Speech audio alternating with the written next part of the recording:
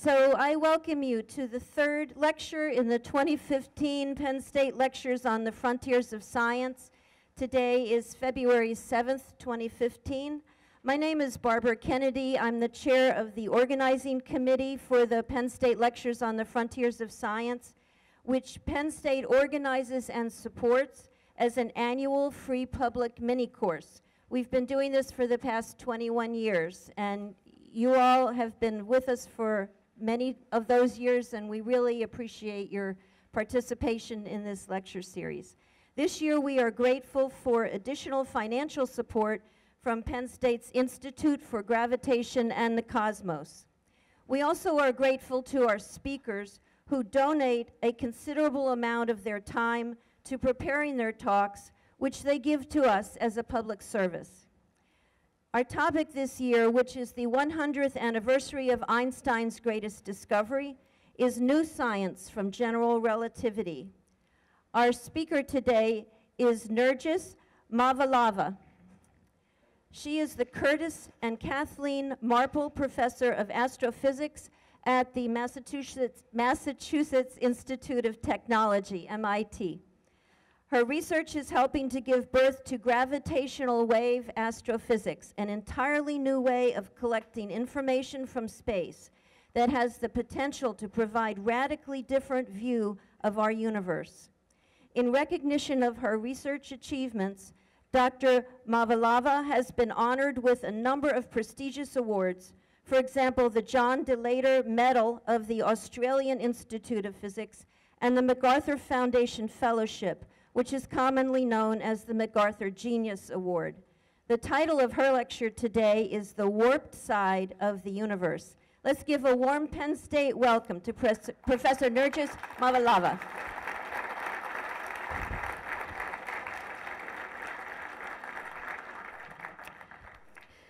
So thank you everyone for being here. I'll start just by saying thank you to Barbara. She's put together some fantastic materials for you. She's also made me sound very accomplished, so take that a little bit with a grain of salt. I also want to thank my colleagues in the physics department with whom I have had relationships for many years, so it's great to be back here. So let me just tell you what I'm going to be doing here today with you by pulling up my slides and getting them going.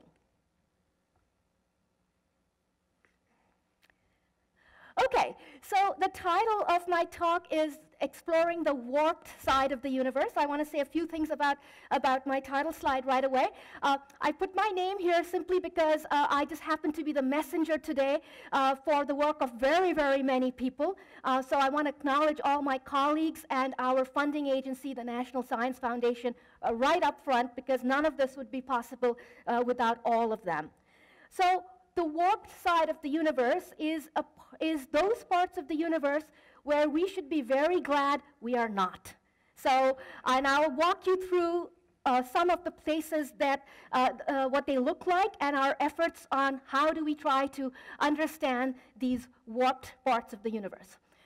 But really the hero of our story today, my story to you, but also of the series that we're part of here, is Einstein. So let me start with Einstein's legacy.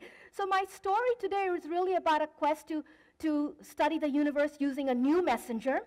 That new messenger is gravitational radiation, and this is one of the predictions of Einstein's general theory of relativity.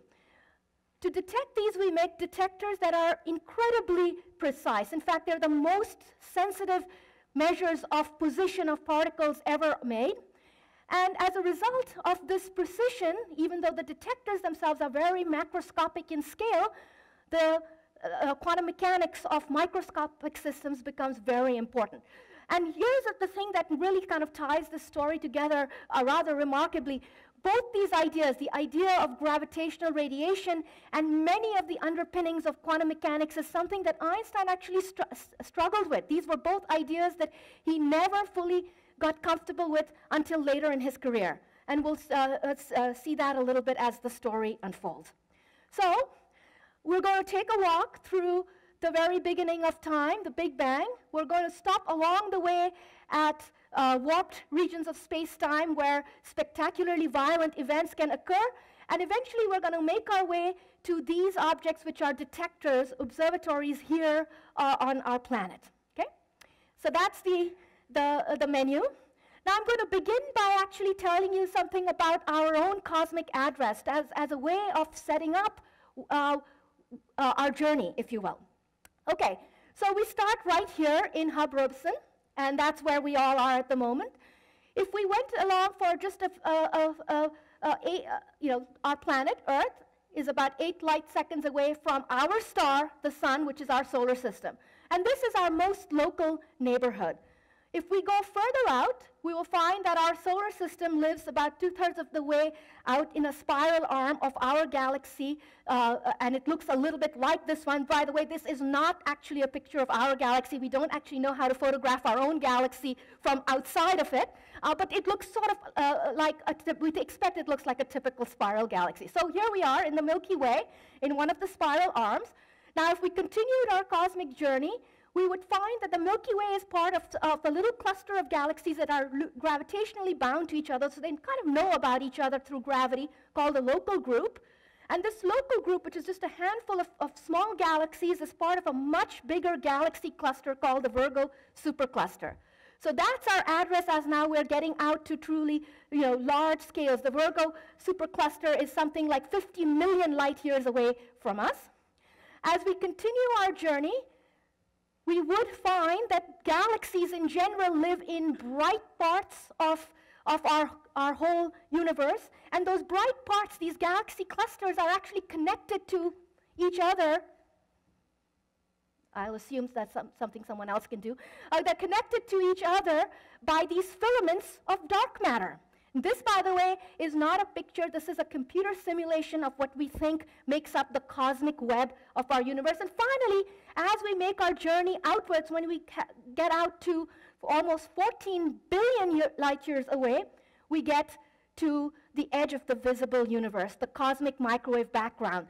And this is a picture of this glow that surrounds us, that rises from the early history of our universe shortly after the Big Bang. But I'll tell you in a moment that shortly after the Big Bang, in this case, is not so shortly. We're going to see that there's more to the story than just this. Okay.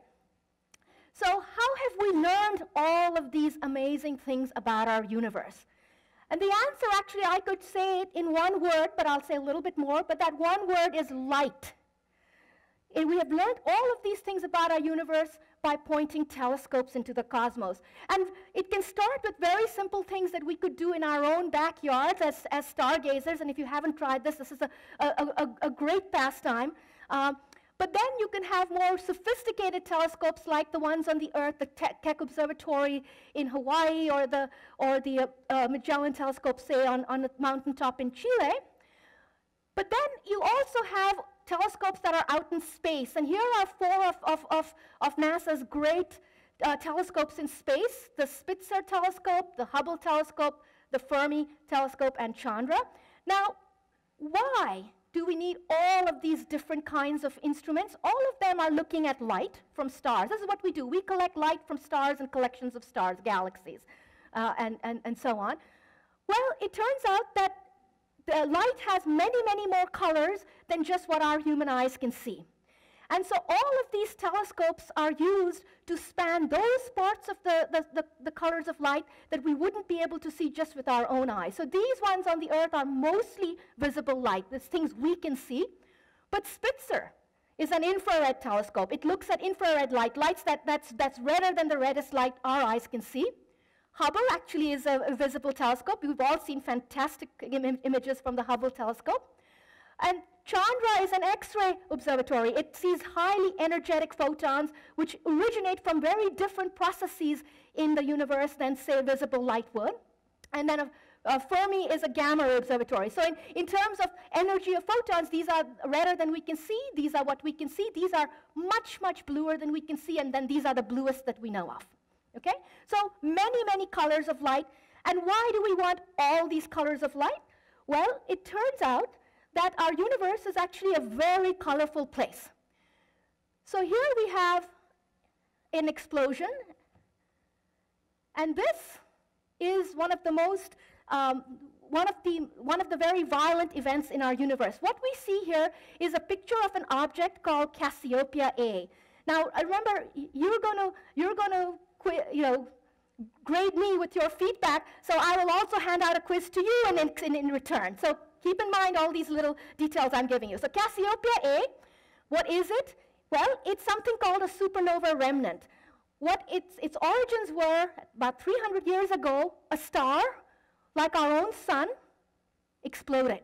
Okay?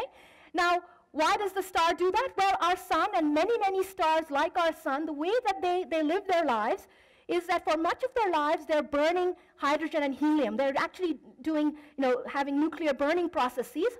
And as this burning happens in the center of the star, light is given off. Now, one of the properties of light that we're going to see again in a little while is that this light can exert a force.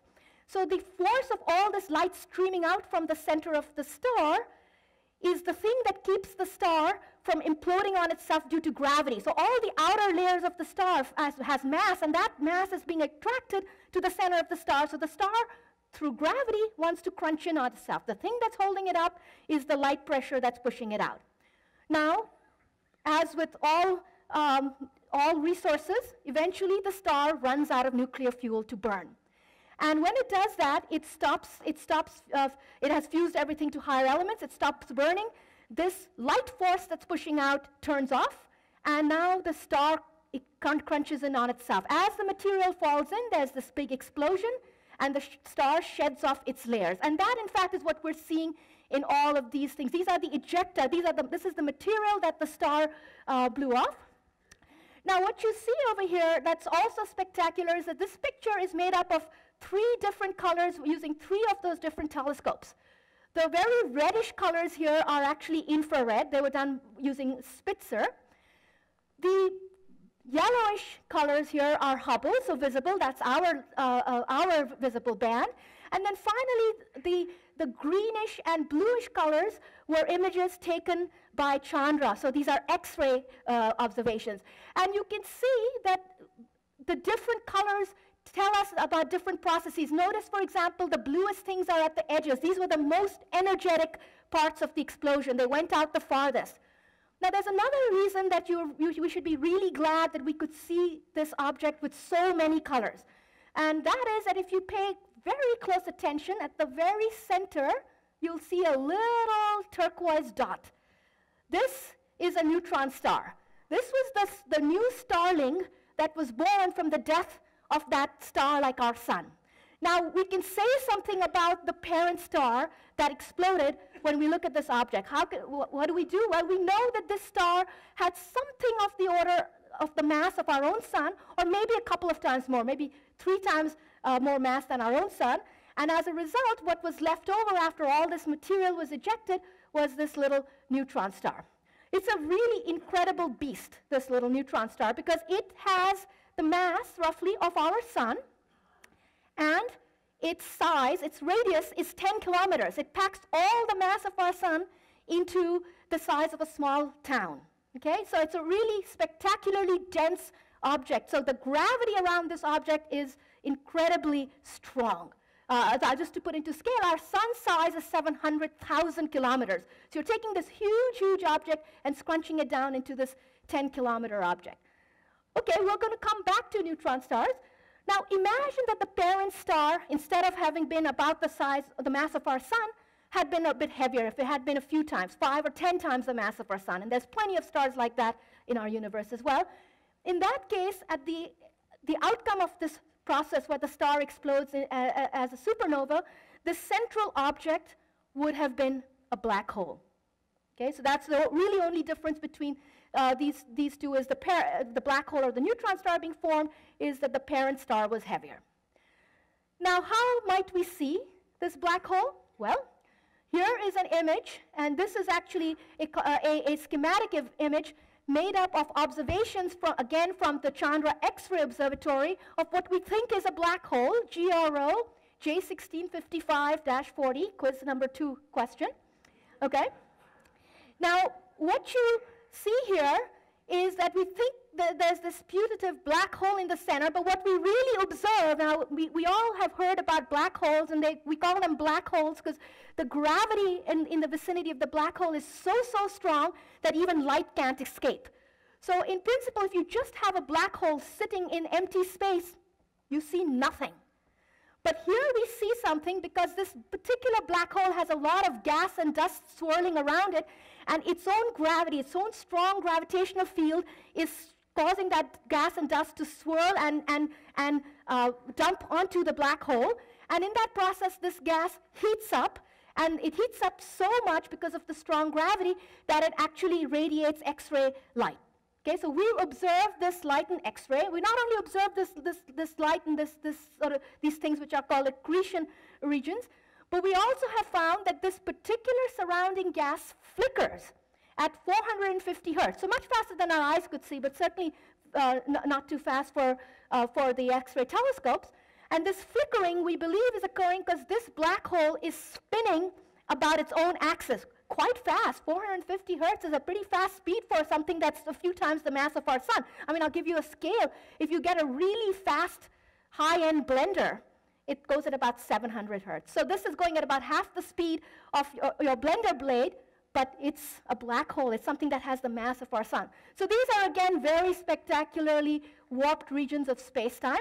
Now, one other thing that you'll notice is black holes, as this material falls onto the black holes are known to be sloppy eaters.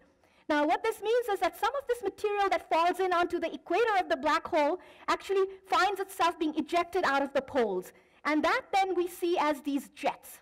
So that material is also glowing and giving off light, and we can see them as jets. So that's how we kind of know about black holes. We mostly know about black holes in our universe at the present time because we look for material around the black hole that can glow. Now, what would you do if you had a black hole, which we believe there are many, many, many of, where there's nothing around it? Well, so far we don't know what to do about that. We just can't really tell if it's there because there's no glowing matter or no object orbiting it that can tell us. So we have a black hole at the center of our own galaxy, we now know. It's actually very massive. It's a few million times the mass of our sun. And we know about it because when we look towards the center of our galaxies, we see stars zipping about with orbits that could only be explained if the central dark region had an enormous amount of mass, which corresponds to the black hole. So my next question to you is, how might we directly measure something like a black hole? And here enters our new messenger, gravity's messenger. Now, to understand gravity's messenger, the first thing we need to do is to understand a little bit about gravity. So I'll start with our first hero of gravity, and that was in the 16th century, Sir Isaac Newton.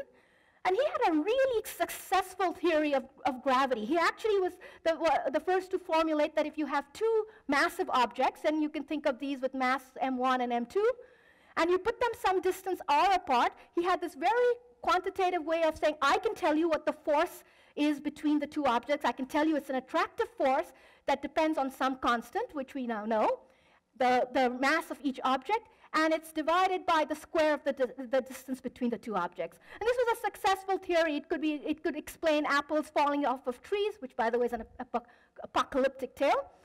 It could explain the motion of planets and moons.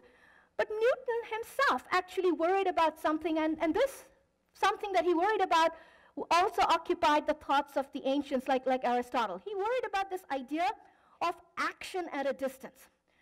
He worried about the question he asked is, how can this object, M1, say it's our Earth, how can the moon and the Earth know about each other? They're separated by really astronomical distances. What is the means by which they communicate that they should be attracted to each other and feel this force?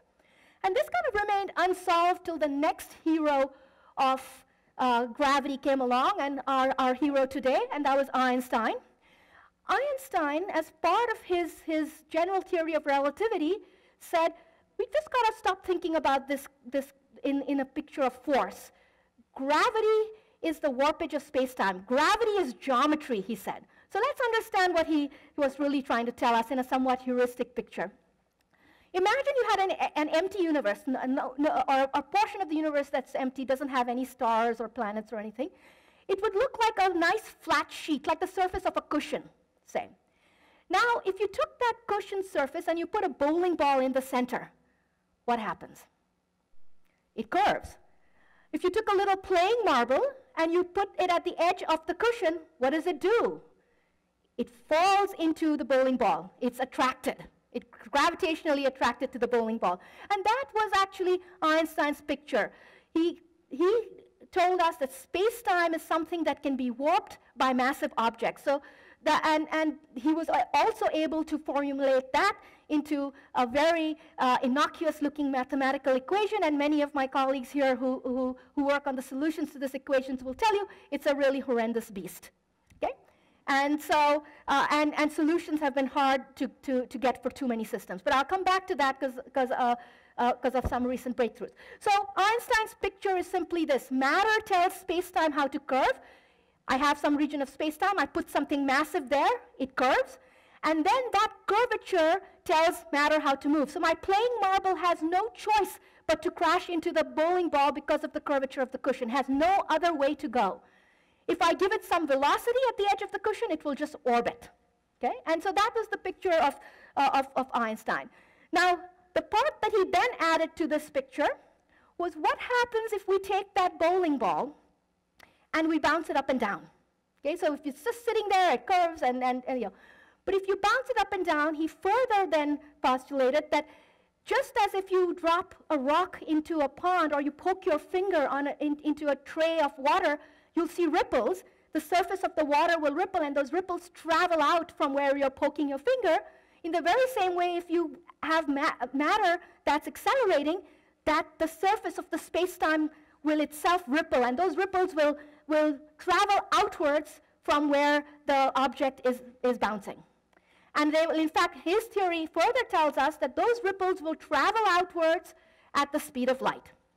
And that then is the gravitational wave. That was the piece of his theory where he first turns space-time and gravity into geometry, and then he adds this part where the whole space-time itself can ripple by accelerating massive objects, so the gravitational wave.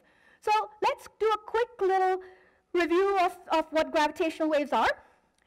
The basics are that they were indeed a prediction of general relativity, and in Einstein's picture, they're really ripples of the space-time itself. They're a property of the gravitational waves that's really, really important for us because we're trying to detect them here, is that they stretch and squeeze the space transverse to their direction of propagation. So what does this mean? So imagine for a moment that a gravitational wave from somewhere in the distant universe is coming straight through me. Now, I'm a little piece of space-time, just as we all are. As it goes through me, what it's going to do is it's going to smoosh me in one direction and stretch me in the other at the frequency of the wave itself. So if I start off like this and the gravitational wave goes by at something like once per second, I would be doing this. And in fact, I am doing that, but you'll see in a little while at a level so small that it would be undetectable. So that's the gravitational wave's effect. As it comes through, it makes space-time distances longer and shorter. Okay?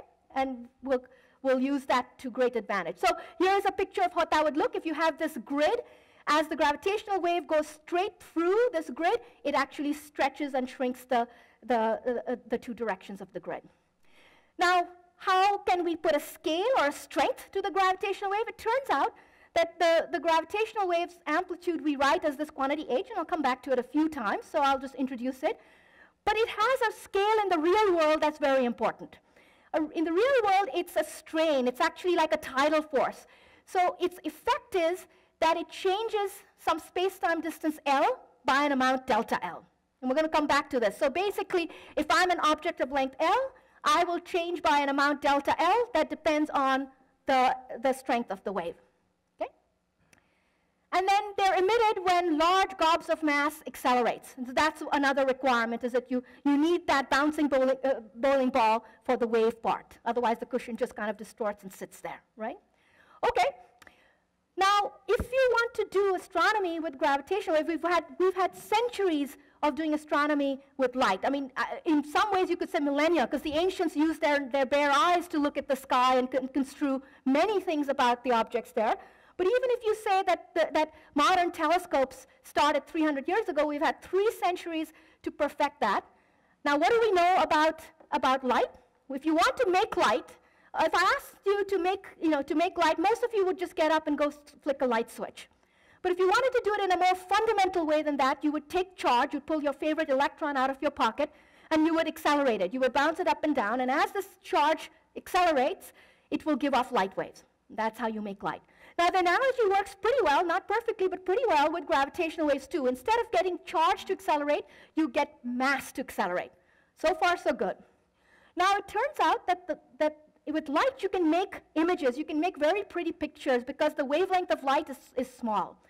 Gravitational wavelengths are very, very long, and as a result, it's hard to do imaging. So what we do instead with gravitational waves is we make waveforms. And what do those mean? That simply means we make plots where we look at how the amplitude of the wave changes with time. Now, it turns out, for those of you who've worked with sound, that's pretty much how we represent sound as well. Sound waves that have different properties as a function of time is how we hear. So we'll come back to that idea. Now, a very important property of light that we all should sort of sit up and know about is light is very friendly. Every time photons meet some other particles, they interact. They like to scatter off of them, they get absorbed, they disperse. If you're an astronomer, this is rather annoying because you have light that originates from some distant source. By the time it comes to you, it can be quite altered by everything it met along the way. And we know of many examples in astronomy, most recently, where dust in the universe has altered the signal of something we were looking for. So light is a bit problematic that way. Gravitational waves, on the other hand, are extremely aloof. They come streaming to us from the source, and they don't interact with the things that are in between. So they come right through everything. So you can be very confident as an observer that when you observe something with gravitational waves, you're actually observing the properties of the source itself and not something along the way that altered the wave. Now, if you're someone who's in the business of detecting these, if you're an astronomer, you're thrilled. Oh my goodness, we have a messenger that actually tells the truth about the source. But if you're in the business of building a detector to detect these, this is very upsetting. Now, why? Because for the same reason that the gravitational wave doesn't interact with matter out in the universe, it also interacts very weakly with our detector. So the business of detecting it becomes very hard. And this will be a recurring theme for the rest of my talk. It's hard, it's hard, it's hard, but we're still making progress. Okay, now, it turns out one other thing to note about gravitational waves is that because they're radiated by these very massive objects, it's really hard to get huge blobs of mass spinning or accelerating very fast. So typically their frequencies are quite slow. They're 10 kilohertz and lower. And that's sort of at the high end of the human audio band. It's the band in which we hear and those frequencies. And so that's why sometimes people refer to observations with gravitational waves as listening to the sounds of the universe as opposed to seeing the light from the universe. Okay? All right. Now, what kinds of sources can radiate? Well, you need 3 ingredients. You need 2 ingredients, rather. You need lots of mass, and that's why we like neutron stars and black holes, because remember, those are those stars that have the mass of our sun, but they are only kilometers in size. So they have really, really dense regions of gravity.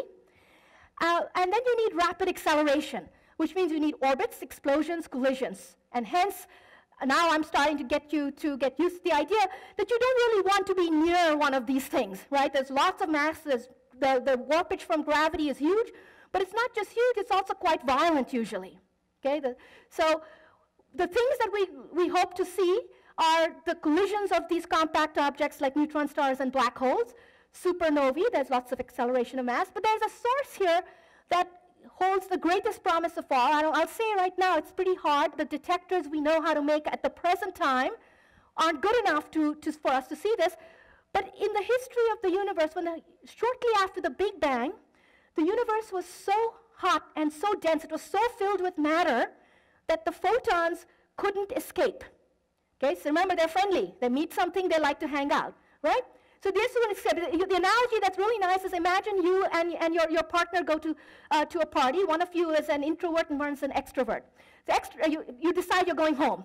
Extrovert, it takes them hours to get out the door. They meet everyone, they chat, and they finally get out the door. Introvert just kind of puts their hands out and walks right through. That's the gravitational wave. So, as a result, if when we look at light from the early universe, when we look at that cosmic microwave background, what we call the edge of the visible universe, that was when the photons were first able to escape. And that was 400,000 years after the Big Bang. Okay? But there's a history to the universe that goes much further back in time that we cannot see with light. But the gravitational waves have been streaming at us from that time right after the Big Bang. So if we could make instruments that are sensitive enough to see them, we would be looking farther back in time to the origins of our universe than light would ever allow us to do. Okay? So, and that's, for me, one of the most beautiful things about the promise of this messenger. All right, so I told you that gravitational waves radiate from black holes. So here's a pair of black holes. You can see this. And this is a movie, and at the time that it came out, which was a few years ago now, in 2007, this was a real tour de force because it was one of the early solutions to that horrendous equation of Einstein's, the Einstein equations. Now, what you're going to see in this movie is these yellow contours. These are just tidal forces, just gravity pulling between the two black holes. And then as the movie runs, you'll start to see red contours, which are the gravitational waves starting to radiate. Now, gravitational waves, as in most waves, carry away energy, right? Where does this energy come from? Well, it comes from the orbit. So you have two stars that are orbiting each other, two black holes or neutron stars. As they orbit and they're radiating gravitational waves, because there's a lot of strong gravity there, their orbits get smaller. They get closer to each other because the energy is carried away. And as they get closer to each other, they'll get closer and faster and faster and faster, and finally they collide. And that's the movie that I'm going to show you here in this computer simulation. Okay? So let me see if I can get it to play. Here we go. All right, so what you see is they're just orbiting each other, and then soon our view is going to zoom outwards, and we'll start to see the red contours of the gravitational radiation. And there you start to see the red contours. This is the actual space-time distortions that I was describing. The whole space-time is doing this incredible jiggling like a bowl of Jell-O. And then as the two objects collide, they kind of merge into one single object. It rings for a little bit, and then the source shuts off. Okay? Now, if you could take this movie and encode it into sound instead, because remember, this thing is happening in frequencies that are very close to our own human audio band, you would hear a sound that looks like, oh, I went too far. Okay. So there they are far apart, getting closer, closer. That's what it was, right? Okay, and so that was the death of this binary system. These two stars collide into each other. They became one star. We see this spectacular flash of gravitational radiation. If there was other matter around, if it was like neutron stars instead of black holes, you would also see a flash of light. Okay, but if it's just black holes, you would see nothing in light. Okay, so here's a little bit of history that again brings us back to our hero. So Einstein made this prediction of gravitational radiation in his original and seminal paper on General Relativity in 1916. In 1918, he actually got the first correct formulation. So this is another really nice lesson. Even the great man made mistakes. And so the first formulation wasn't quite right. We got it right just a couple of years later, and that was good.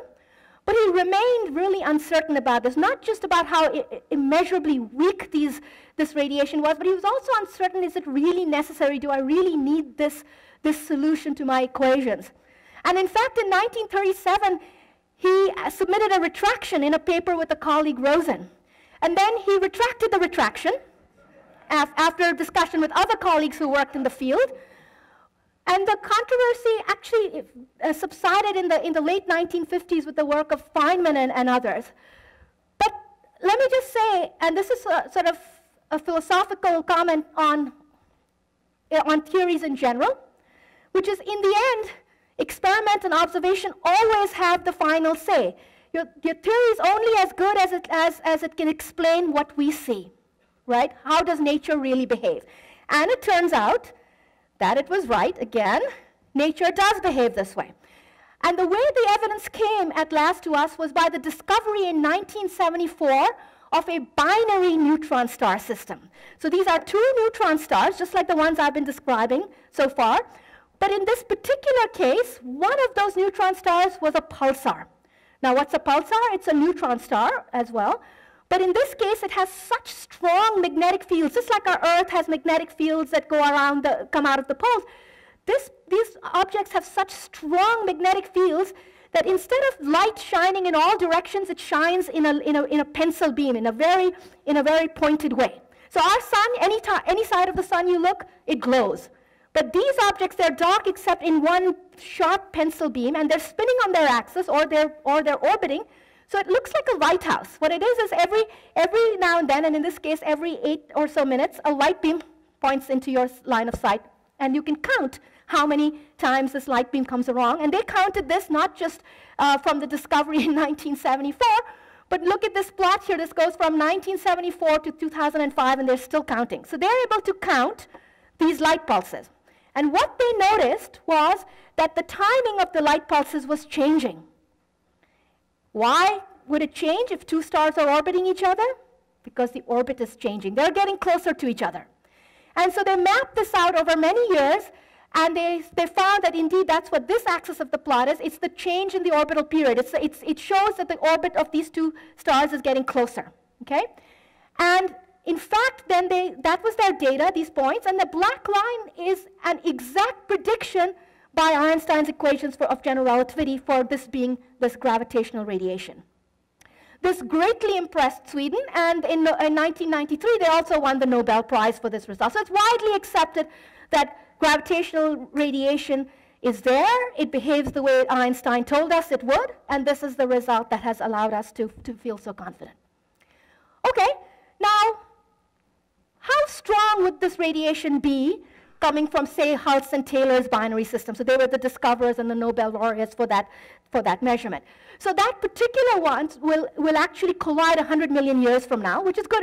It's going to live for a long time. When it gets close enough to collide, now here's a formula I put up here, and I've only put it up here for wow factor. Now, what do I mean by wow factor? I want you to see something really incredible about this formula. This is the amplitude of the wave h. In the denominator is the speed of light to the 4th power. Speed of light is a pretty big number. You put it to the 4th power, that's an even bigger number. You put it in a denominator, doesn't feel good. It makes a very small number. So h is a very small number because of the speed of light to the 4th power. What else do we have in the denominator? We have r. R is the distance between the observer and the source. And for this, we should be really, really glad that R is a very big number. Remember, we don't want to be around that terrible, disruptive jello of gravitational radiation near the source. So R is a very big number also in the denominator. And as a result, when you plug in the numbers for the right masses and distances, et cetera, for the Hulse-Taylor binary, which happens to be about 20,000 light years away, we get the amplitude of the gravitational wave to be 10 to the minus 18. Okay, it's a small number. I'm sure you all noticed that it's a number with 18 zeros after the decimal. But okay. Now imagine that you took a system like this one, a binary system, and instead of just limiting yourself to this one system, we look out farther into the sky, say into our supercluster, into Virgo, which is 50 million light years away.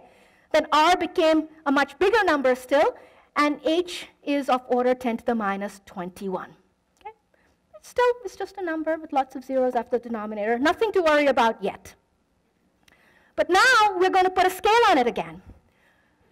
Remember, if we want to measure these, we have to measure a change in length. And that change in length is proportional to the amplitude of the wave times the length itself. So let me inject myself again into the story. I'm an object of length 1 meter. If that gravitational wave came through me, my size would change by 10 to the minus 21 meters. 1/1,000,000th the size of a proton. That's a small number. Now I think you should sit up and say, okay, these people are crazy, okay? Because I've put a real scale on it. Okay, so we're now a little bit sobered, I'm assuming. But that doesn't stop us. We still want to detect these waves. I've told you the science we can do with it is just incredible. So let's push on. And we do. How do we make a measurement? Well, we're going to use that property that it changes the space-time distance as it passes through. And then the principle of the measurement is actually really, really simple. Imagine I have a laser, and I shine it at a mirror that's some distance away. And the light reflects off the mirror and comes back to me. And if I have a really, really good clock, I measure the light travel time. The speed of light is known, and so I can tell how far this distance between the laser and the mirror was just by measuring how long it took the light to travel. Now, if a gravitational wave came by, this distance would change a little bit, and the amount of time it took to travel would change, and I measure that. Okay, sounds easy, and now the rub here is that the precision of the clock I would need to do that does not exist. By orders of magnitude, by factors of many millions, okay? So that's a good idea, but doesn't really work. What we do instead is something that's just a slight variation of this, which is instead we take our laser beam and we build an interferometer. Now, how does this work? The laser light meets this mirror, and this mirror is called a beam splitter, and its job in life is to split the beam, the laser beam, into two halves. One half gets reflected and goes up to this mirror. The other half gets transmitted through the beam splitter and comes to this mirror. Reflects off of these two mirrors, comes back at the beam splitter, and we can measure the interference pattern of the light over here. Now, why is this better? It's better than this idea here, simply because now what I'm doing is I'm not asking for an absolute time measurement. What I'm doing is I'm saying all I want to know is the difference in the light travel time between this direction and this direction. And so I don't need as much precision. I'm just asking for a relative measurement. I'm doing a comparison instead of saying I need to know exactly how long it took. And as a result, this becomes a workable method. So now if you wanted to build this gravitational wave detector, you have two things to do, and only two, really. You need to make mirrors that are really, really still. Remember, the scale is now set for you. The motion that you would try to measure is 10 to the minus 21 meters, right? 1,000,000 times smaller than a proton. Everything on our planet moves mirrors more than that. So we have to do a lot of vibration isolation. We have to also control all the thermal fluctuations. We'll do that. The second thing you have to do is you can make this mirror, and it's really still, and you can feel really proud of yourself, but it's kind of useless if you don't know how to measure such small motions. So how do you measure something that's so still? We use the laser light itself. So we use the laser light to probe the position of the mirrors, and as a result, the precision of our laser beam will become important. And I'll finish my talk with that idea. There's one other knob we can turn, which is we don't have to limit ourselves to a 1 meter long detector. So we actually turn the knob of making our detectors longer, and in fact, the detectors of the Laser Interferometer Gravitational Wave Observatory, which is LIGO, which is the US detectors, are actually 4 kilometers long. And you can see here's an aerial view of one of the observatories where you have the laser sitting here, and 4 kilometers away are the two mirrors in an L shape. Okay? And now what that does for you is instead of having to measure changes in distance of 1,000,000 times smaller than a proton, you're actually up to 10 to the minus 18 meters. That's 1,000 times smaller than a proton. And that's a piece of cake. No, it's not. It's not. I wish it were. But it brings it into the realm of possibility. Okay, so we're doing this. We have done this over the last decade and a half.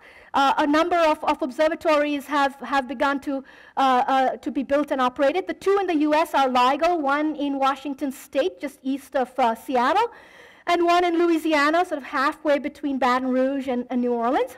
These are each 4 kilometers long. And remember, there's just longer is better. So the longer you can make it, the easier your job.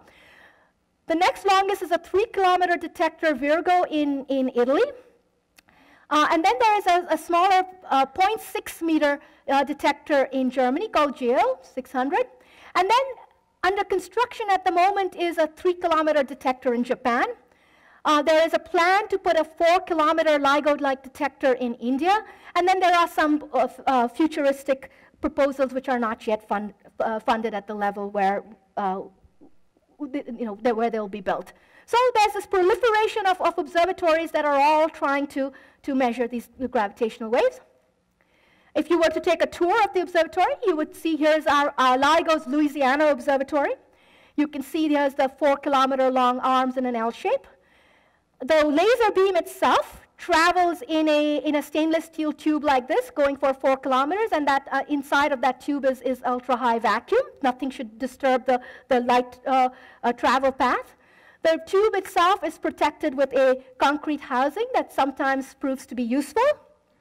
And so this is not Photoshop, this is real. Now this is at our Washington Observatory. You can tell by the desert conditions, and this patrol car came flying over this dune, and I think just neglected to notice that there was this 4-kilometer long barrier in the desert. Okay, no one was hurt, thankfully, people or detector. If you go inside of the buildings, you see objects like these. These are vacuum chambers, and to put a scale on them, if I were to stand beside one of these, the top of my head reaches just below this row of viewports that are used for bringing laser beams in and out. Why do we need such a big house for a mirror? Well, it turns out our mirrors are also big. When laser beams travel 4 kilometers, they're diverging. They're getting bigger and bigger. So our mirrors themselves are something like 30 centimeters in diameter. So they're kind of this big, and they weigh 10 to 40 kilograms. So they're big objects. And all of this space is needed for all the vibration isolation that has to be done. So if you looked inside one of these chambers, you would see things like this. These are springs and masses. This might remind you a little bit of the shock absorbers in your own car, for example. So this is an example of a vibration isolation system, one of over a dozen used in these detectors. And then the mirror itself looks like an object like this. Like I said, it's about this big in size, and it hangs from fibers, so it's free to move. There's the zoom in of the mirror, there's a laser, and then finally this is the control room from which all of this is controlled. So these are real. This is happening. This has been happening for the last decade or more. What do we see? Okay. We looked for many different things, including some of the things I talked about, like neutron star and black hole collisions and pulsars. But with this first generation of detectors, there were no direct detections. We have not seen anything in our data that we can say, aha, this was a gravitational wave from this object. Okay? So I want to now tell you a story about what you can do when you build a detector that's really good, even if it's not good enough to see what you are looking for. And that story it is one example of something that I really like to sell, especially young people in the audience. Okay, so this was the search for GRB 070201. GRB, what is that? That stands for gamma ray burst. Now, gamma ray bursts are rather peculiar and somewhat mysterious object in present times in astronomy. What they are is you take a patch of sky, and it's sort of nothing going on there, it's dark. And what people notice is that occasionally in these dark patches of sky, you have these spectacularly energetic bursts of light. And it's very, very energetic light. It's gamma rays. So these are the most energetic photons we know. So we have a number of telescopes whose job it is to look around in the sky and see the patches of sky light up with these incredibly energetic light shows. Now, people don't know for certain classes of gamma ray bursts what they are. But what they're believed to be, and you all will like this now since you're part you've been following the story, I hope, what they're believed to be is that these are actually the final flash of light when a pair of neutron stars collides. After it spends hundreds of millions of years orbiting each other, and then at the very last few seconds they speed up and collide, and in that collision you get this extremely energetic burst of light. So when GRB 070201 went off, and this will be part of the quiz, 07 for the year 2007, 02 for the month of February, and 01 for the first day of February, it was seen by all of these gamma ray and X-ray telescopes. And they were able to actually constrain it that it was consistent with being in the Andromeda galaxy, which is one of our nearest galaxy neighbors. So this is as good as it gets, a really bright source, really nearby. LIGO was on the air at the time, so of course we went to look. And we saw nothing. And what that allowed us to say with a great deal of confidence was that this gamma ray burst was not caused by a pair of neutron stars colliding with each other. And so by seeing nothing, we were able to say something about the source. Okay? And in fact, eventually more data was taken and it was found to be a giant flare. Okay? So here's a story of how you can do science even in the absence of positive signal if you make a good enough detector, and that's key. But we don't want to stop there, clearly. We want to be able to go out to be able to listen to more distant sounds in the universe.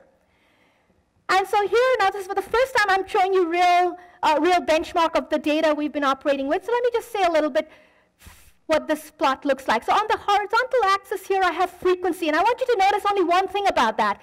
The frequency goes from 10 hertz to 10 kilohertz. Does that sound familiar? It's the human audio band. Okay? And on the vertical axis is just delta L. You know, what is the smallest delta L my detector can measure? What is that smallest displacement it can measure? And remember, our target was that it had to be something on the order of 10 to the minus 18 meters, which is right around here. Now, these curves, the way to understand them is that if there's a gravitational wave at this frequency that lies above the curve, we would see it.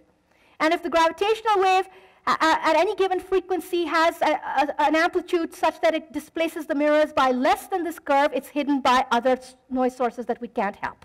All right? So this was the first generation of detectors that was built. So I want to say something also remarkable about these curves.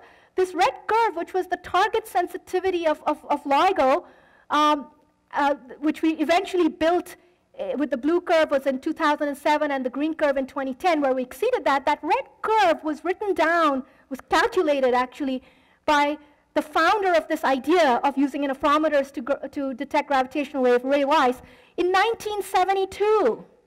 So imagine 35 years later, we built what he had the vision to write down or calculate that could be done. So again, this is not an enterprise for the impatient or the faint-hearted.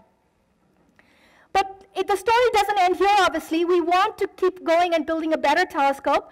And as a result, we are now building a telescope or a detector that we hope will meet this target sensitivity given by the black curve. Okay? And the goal is for it to be a factor of 10 better at all frequencies. And remember, in these curves, because this is a measure of the delta L, the lower we go, the better. Pushing the curves down makes our detectors more and more sensitive. Okay?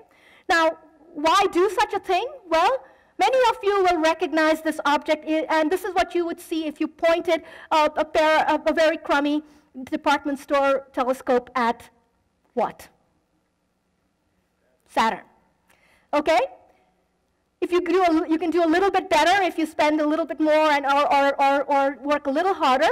But eventually, after 3 centuries of perfecting telescopes, you would hope you can do that.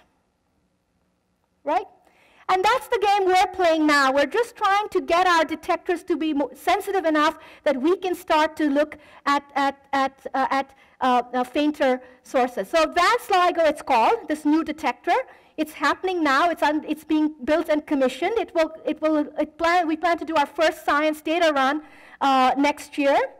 And the progress on it right now is this curve. It's the same frequency versus delta L. And we're still working on it, but it's about a factor of 3 at the moment, better than the last one we had. And the goal ultimately by 2020 is to get to that full factor of 10. Okay, so I want to conclude my talk by coming to this other thing that Einstein fussed about so much, and that was the quantum limit. Why does the quantum limit play a role in our detectors? And to understand that, we go back to this curve right here. This is the advanced LIGO curve, the one that we're working on right now, and the ultimate one would be another factor of 3 below that. And you notice that on my legend here, I say this is quantum noise. So what is this noise? Well, it turns out that this is the noise that comes from the fact that light is made up of photons and it's quantized. They are discrete particles. They have to obey the laws of quantum mechanics. And that is essentially limiting how well we can make the measurement. So let's take a look at why. So here is a fundamental question. We use light to measure the position of a particle. And our particle happens to be this big 40-kilogram mirror, but that's what we do. We shine light on it and say, how far are you? Okay, where are you? And we do that simply by reflecting light off the mirror and measuring it. So now comes the conundrum. We know that light carries momentum. You'll know this already from earlier in my talk, because that's how stars stay alive. It's the light pressure pushing outward against the gravity crunching it in. And the same momentum that's carried by light transfers to our particle or our mirror. So here then comes the terrible rub. The process of measuring where the mirror is actually kicks the mirror. Every time I shine light at the mirror, my light is pushing on the mirror and moving it. And this is a well-known conundrum in quantum mechanics as well, that in quantum mechanics, no matter how good your apparatus, you must have uncertainty. You cannot know things with infinite precision, and that is then limiting how well we can measure the position of our mirrors. Okay? And that's really the thing that Einstein struggled with. So the quantum uncertainty in our photons, the fact that quantum mechanics dictates we can't know exactly how many photons we have in our beam, is causing our mirrors to move around. And then that brings up the question of how can we do this? How can we measure the position of the mirror if the measurement itself disturbs the position of the mirror? And that is the conundrum of quantum mechanics. So what does this have to do with our detector here? Well, it has to do every bit with it. This limit, this black curve that I've shown you, is the limit that we have because of this quantization of light. It is precisely because precisely because of the quantum nature of light that we are limited to this, and we don't go lower than that. Now, there are techniques, and clever scientists are working on techniques to do better than that, but that at the moment sets the limit. The fact that we use light gives us this curve. We use lots of photons, so we can measure with great precision, but then those photons kick the light as well. Okay, so I'm going to finish with a truly remarkable observation. So advanced LIGO is going to have 40-kilogram mirrors, and they're going to be so well shielded from external forces. The vibration isolation and the thermal control is so good that, in fact, their motion, the motion of these mirrors, will be dictated by the laws of quantum mechanics. And people are really amazed by this, and should be, because what it says is you have an object that's about my size. It's 2/3 of my mass. It's 40 kilograms. And it won't be governed by the usual classical laws that we see. It will be governed by the laws of quantum mechanics. And so this is an incredible thing, and something that I think Einstein would have been really tickled by. Okay, so when we capture this elusive wave, we will have great tests of general relativity. The astrophysics promise is really spectacular. We should be directly able to observe Big Bang, and black holes. But of course, there are objects that are way beyond our current imagination that could show up.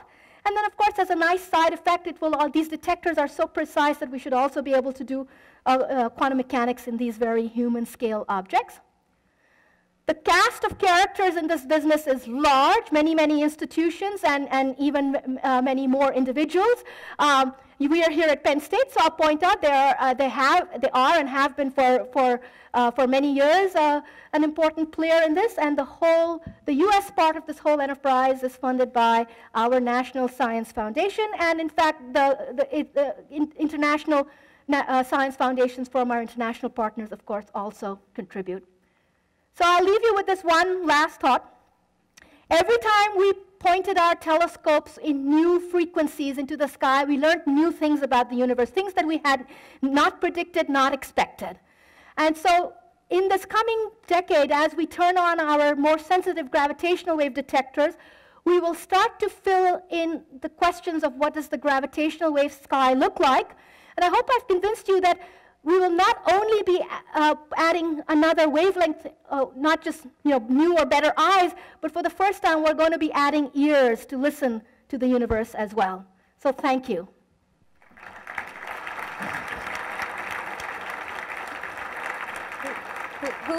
Who has questions? Time for your questions. We need some help in collecting them because some already have been passed up. Okay, we'll get started. Sure. If there was a large amount of mass moving at the speed of light, would it not result in a gravitational wave because the speed of light is constant? Yes, so the speed of light indeed is one of the constants. If you had a large enough mass moving at the speed of light, it would actually disrupt itself completely very quickly. So it's not a very stable source. Okay. What causes the spike in quantum noise at 500 kilohertz? Oh, very observant. That's actually a mechanical resonance of our mirror. So, our mirrors are just like everything else. They have modes of oscillation, and that one mode of oscillation happens to be one that would show up in our data. There are many others that I didn't put in that curve, so it was a bit of a misrepresentation. That line is there, but there would be a few others as well.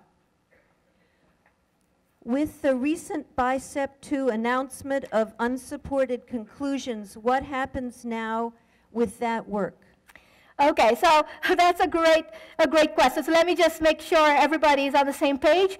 BICEP2 was an experiment where they released a very spectacular result in April 2014, where they claimed they had observed gravitational radiation from the early universe. So these are primordial gravitational waves, but how were they observed? They were observed by the way that they imprint that gravitational waves imprint themselves on the cosmic microwave background. So these cosmic microwave background photons are streaming towards us, and they're coming from all directions, and we believe they originate about 400,000 years after the Big Bang.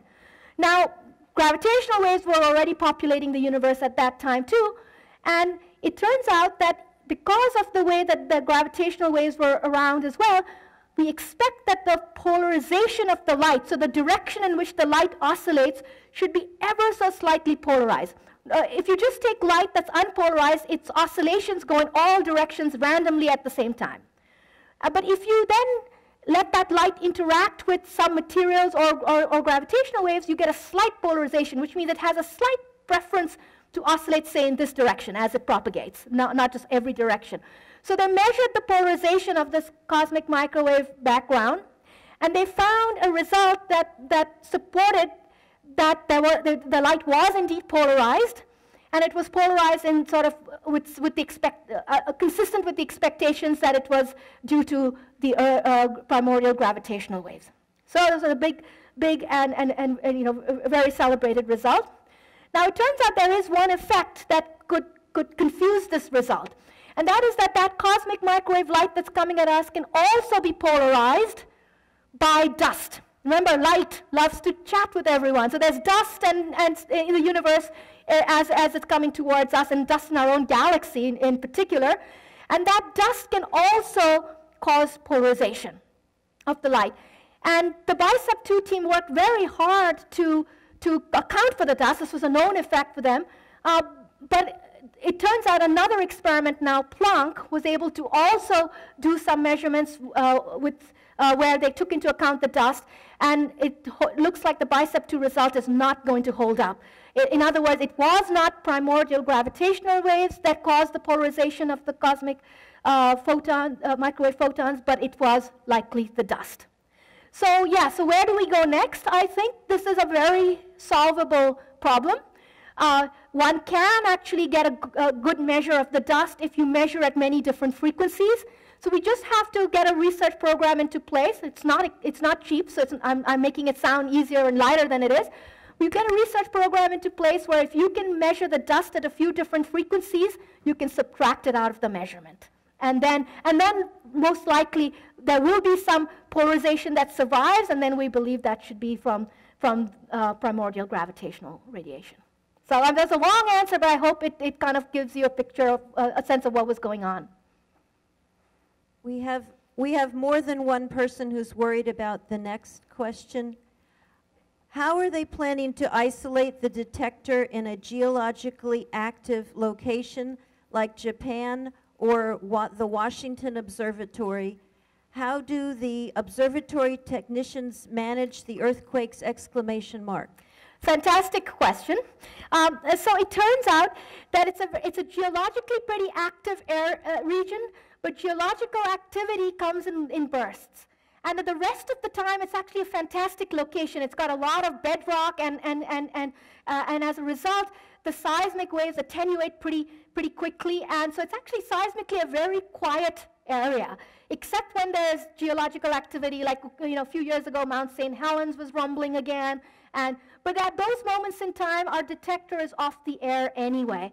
So most of the time, it's a fantastic. It turns out, actually, most people don't appreciate this, but our Louisiana Observatory is actually much, much more problematic in terms of seismic noise, because the seismic waves travel pretty unattenuated, and it's quite close to the ocean, and the ocean waves, when they crash onto the shore, and then that wave just travels right through our detector. So it's actually a much more problematic place to do this kind of vibration-sensitive experiment than the Washington side. And the Japanese have an even nicer thing going on. Yes, so it's also geologically active, but for the same reasons, it's not going to be, a lot of the time. Their detector is underground. It's actually going to be in a mine tunnel.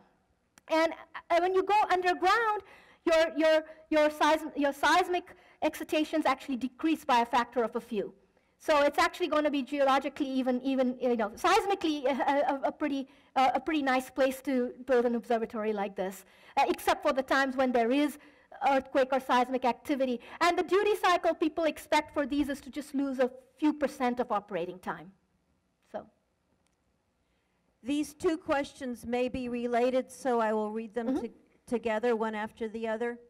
How does the spinning in the black hole get started after the supernova? That's one question. And why do objects swirl around a black hole before they fall in? The marble just goes straight into the bowling ball on the sheet. Okay, let me answer the last question first. So it is true that if I just put a bowling ball and I put the marble at the edge, all it will do is fall in. But imagine now that instead of just putting it at the edge, I put it at the edge of the cushion and I give it a little bit of velocity. Then in the transverse direction, so at right angles to the direction it would fall in. Then this marble will just orbit around the bowling ball. It won't fall in. And you probably have gone to musea before where you have these little black wishing wells where you put pennies at the edge. And if you just put the penny at the edge, it falls right into the hole. But if you get it going in a circle, it will take many, many orbits before it falls in. And that's the reason. So that's the first part of the question. The second part, I already forgot, Barbara. What was it? I'm getting there. All right. Hold on a second. How does the spinning in the black hole get started after the supernova? Right, thank you. Yeah, so typically the way that objects get out to spinning is that when you have these explosions, so what is the requirement for something to spin? It has to have some angular momentum. And so somehow the motion of the ejector and the explosion has to impart some angular momentum in the system, and angular momentum is conserved. There's no way to lose it. So once it's there, the object will spin. So that's typically one way, is just that the original explosion imparted some angular momentum. Another way that it could happen, and we don't have complete evidence of which dominate, is that these stars can meet other stars, and as they go by, they get disturbed by the gravitational interaction with other objects. Sometimes they even get captured. But even if they don't get captured, it changes their direction of motion, and they can acquire spin that way. Could you build a gravitational wave observatory in space? Fantastic question. The answer is yes. And in fact, there has for a long time been a plan to build such a one that was also very much studied and supported by both NASA and the European Space Agency. It's called LISA, which is Laser Interferometer Space Antenna. And it's a beautiful concept.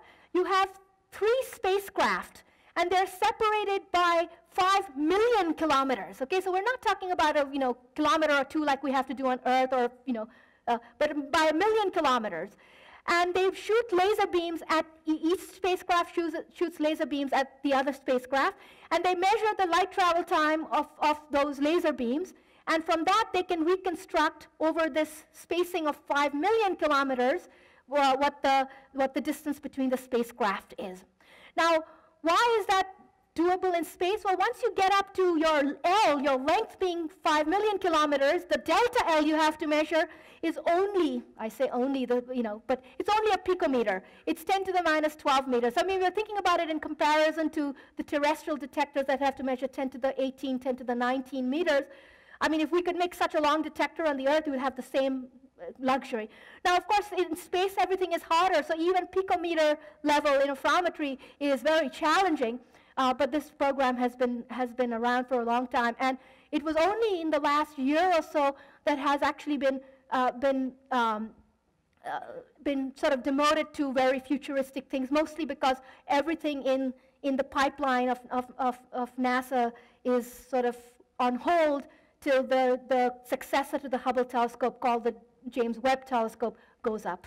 So NASA is very busy with James Webb, and everything else is on hold. Otherwise, LISA would be, I think it's a fantastic one. Now, why would you want to do that? Let me just answer that, even though it's not a question. So it turns out that if you want to measure gravitational waves that are lower frequency than about 10 hertz, maybe 3 hertz, and there are many, many sources that radiate at very low frequencies, like supermassive black holes, like the ones we know that are at the center of many galaxies. They are so massive, they are not vibrating at 100 hertz or kilohertz. They are just lumbering around, okay? And the radiation from them would be at these very low frequencies, and we have really no hope of measuring at those frequencies on the planet. The planet is just too active at these very low frequencies. There's too much vibration. So you really have to get off the planet to do that. And so when you think about LISA and the terrestrial observatories like LIGO or Virgo, they're very complementary. You can think of it almost as they are looking the same way as in light you have X-rays for looking at very high frequency light and radio telescopes for looking at very low frequency light. It's kind of the same thing. LISA and LIGO are in 2 completely different frequency bands for gravitational waves. So there's many reasons to do it. It's just expensive. What does it mean to measure its position? Oh, I'm sorry, I should read the first question first. How polished is the surface of the mirror? What does it mean to measure its position to precision of 10 to the minus 18 meters, much smaller than an atom? Yeah, that's actually another fantastic question. You guys have really either done your homework or are very thoughtful. So the question being asked is, look, what does it mean when you say you are going to measure the position of your mirror's surface down to 1,000th of a proton? You know that the mirror is not flat at that level. And the reason why that works is that the mirror is actually flat at the level of nanometer, okay? So it's a little bit less, maybe 1/10 of a nanometer.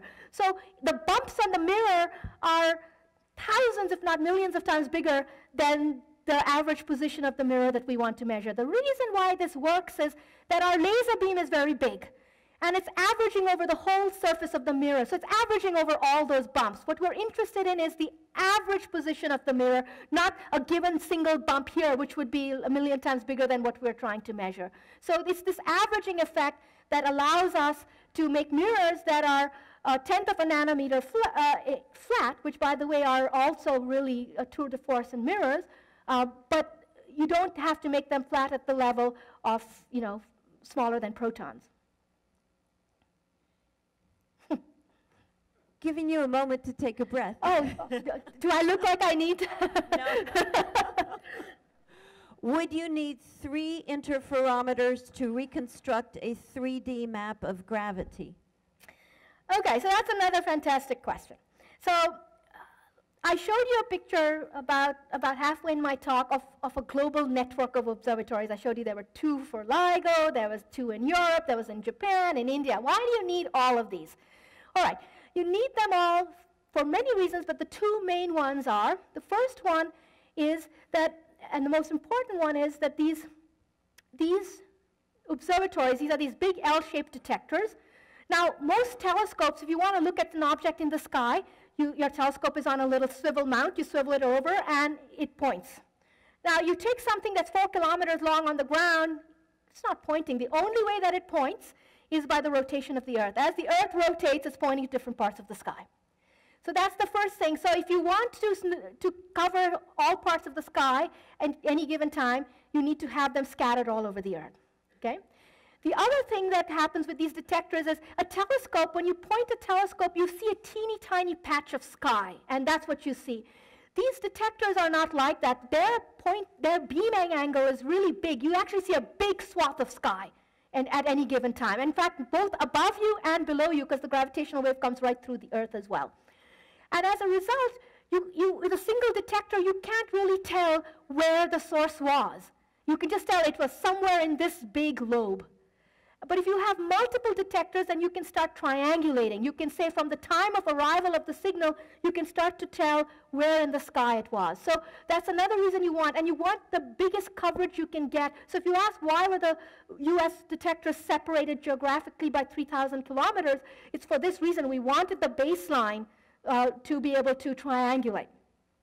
Now, the last reason why you have so many is so there's this localization in the sky question. But the other thing is we know even with these new improved detectors that our signal to noise is going to be, not huge in the early going. And as a result, what we require is coincidence in all detectors. Every because there's many other things on the Earth that go ping and make it look like a gravitational wave just hit your detector. But those would be different in the different detectors on the Earth. So this coincidence cut is very important, where you require that a cosmic signal arrive within a certain coincidence window in the different detectors. So with all of those put together, and that's part of why this is actually a really fantastically cooperative field to work in, because all of these observatories know that they rely on every other observatory to construct the full picture. And so we work a lot together. The person who wrote this question is making an assumption. The question is, what is the one question / mystery that you are trying to answer? And then what?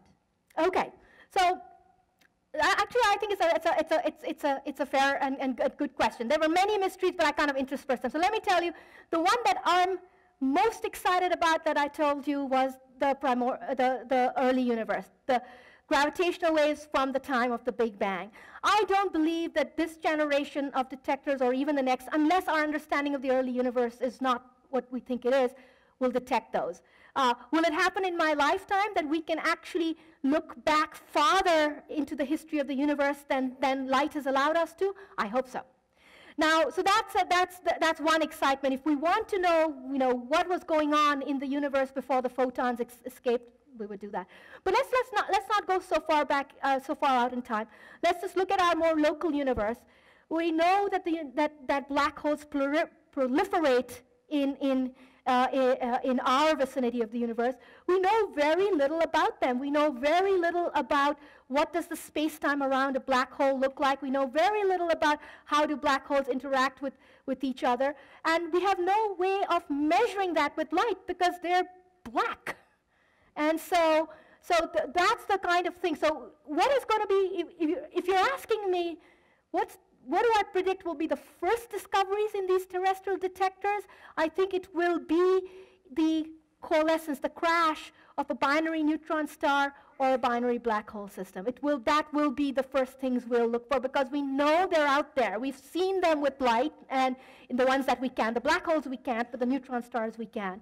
But then I think there will come a time when we will be scratching our heads. There will be signals in our detectors that we just won't know what they are because we don't know everything that's out there. Thank goodness, or we'd be bored. We'd have nothing more to do. So I think there's going to be a period of time when there will be what I would call discoveries of objects that we didn't expect. Every time we opened up a new wavelength in light, that happened to astronomers. And I think that will be the same with this new tool. Why do you give black holes such strange names as GR0J1655-40? Oh, you were really listening. Fantastic. Look, the GRO in this case, I think, just stands for Gamma Ray Observatory. I think it was just the observatory that happened to measure it. Look, even I don't know where all these names come from. But astronomers are famous for naming things in strange ways. And the only people who have us beat at this is people in biology. But I think I don't have a good explanation. I think the GRB 070201 was actually reasonable. And then if you look at something like Andromeda, so Andromeda in astronomers speak is called M31. And why? Because M was Mr. Messier, and he sat down about a century ago, and he started to catalog all the objects in the sky, and this was the 31st one he cataloged. Okay, so look, I can't give you a good explanation. It's part of the lore, I guess, and I'm not making an excuse for it. It confuses me too. So, how did we see the stars zipping around the black hole at the center of our galaxy?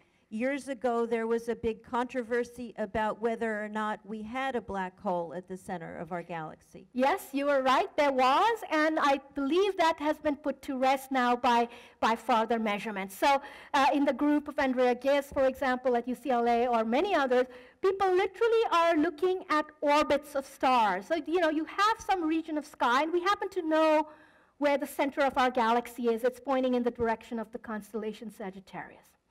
And they look at stars, and they notice that these stars, they look at them not over one night or 2 nights, but months, years, and they notice that the stars are moving in the sky.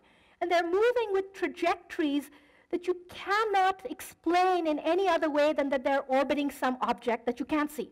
You can't see it. Then you know from measuring the orbital dynamics, you can infer what should this object in the middle be.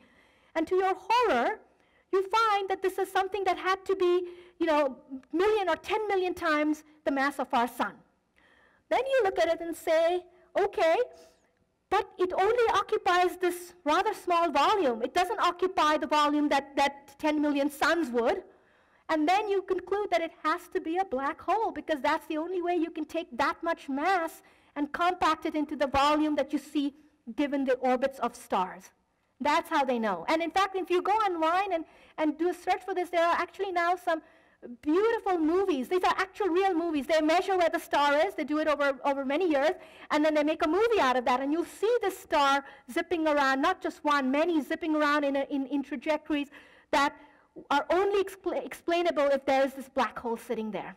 And so I think that controversy is gone. I think it's on pretty good footing that there is. And we know this also from many other galaxies. Ours is not unique to have this black hole.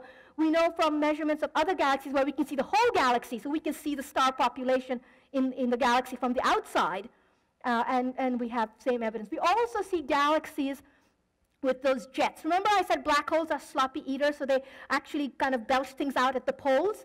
And you see galaxies with large jets, and that's, again, the signature of a black hole. So I think the evidence is really mounting. This will be our last question. There was one other question, but it feels a little too personal to ask in a public space. So if you have that personal question, you can come up and speak with Professor later. So our last question: what is the energy source that propels the light for billions of years? Oh, yeah, that's a great question. I think the way that you have to think of it is that some energetic process gives birth to a photon. And once that photon acquires that energy, it travels at the speed of light with that same energy. It doesn't lose it till it meets something else that it can give the energy to. It doesn't give it the energy to the vacuum. And so it keeps its energy until it meets something that it can exchange energy with. Now, the processes that give, that that allow us to make all these different energies of photons are in itself a very interesting question. So remember I told you the very simple-minded, and it is simple-minded, way that you make light is you take an electron and you accelerate it, right? So the simple way to think about it is that if you accelerate it faster, if it has greater acceleration, you will get more energetic photons out. So that's a very heuristic way. But in the universe, when we see, say, X-rays versus radio waves, which are very different in energy, we know that the X-rays originate from some very violent process, because that's where you can get that much acceleration to generate X-rays, or some region where there were ridiculous magnetic fields or electric fields. Something energetic has to happen to give rise to these energetic photons. But once they have them, they travel along till they give it up to something else. Professor Nergis Mavalvala, we give you our big thanks. Thank you, everyone, for coming.